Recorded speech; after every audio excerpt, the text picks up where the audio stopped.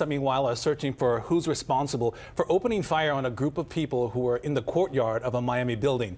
5 people were shot in the drive-by. CBS 4's Gabby Fleischman is live at Jackson Memorial Hospital in Miami with this story. Gabby. Walter, police tell me that at last check, all those 5 victims that were brought here to the hospital are stable. We do know that at least one of those victims has actually been released from the hospital. He's home recovering, but there are still several others who have to undergo surgery to remove some of those bullets. I'm just mad, but ain't nothing I can do about it. Ain't nothing I can do about it. Just pray for my daddy. That's all I can do.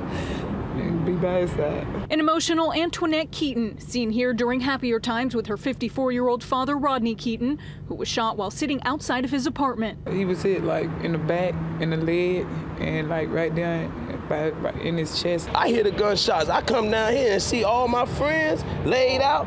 All my friends and my uncle laid out. Come on, man. It's sad out here, man. I can't bring my daughter out here, man. A hail of gunfire sent people scrambling for safety Sunday night. Chaos as shots rang out in Overtown just after 6 p.m. People running from everywhere, and it was just like utter mayhem and chaos. Investigators believe the shooter had an intended target in mind. He and the other victims were hanging out in the courtyard of an apartment complex on Northwest 13th Street and 2nd Court. A black SUV drove by and opened fire on the 5 men that were standing there. The 5 people hit range in age from 17 to 54 years old. 2 were taken to the hospital in serious condition, but the others were well enough to help police with their investigation. We did get the vehicle information from one of the victims. Family identified the youngest victim of the drive-by as 17-year-old Julian Bryant, who was shot in the leg and arm. He underwent surgery and is recovering at Jackson Memorial Hospital. Family is asking for the public's help to find the person or people responsible. Who is the person that shot? Just please give us some answers. We begging you guys. It's enough of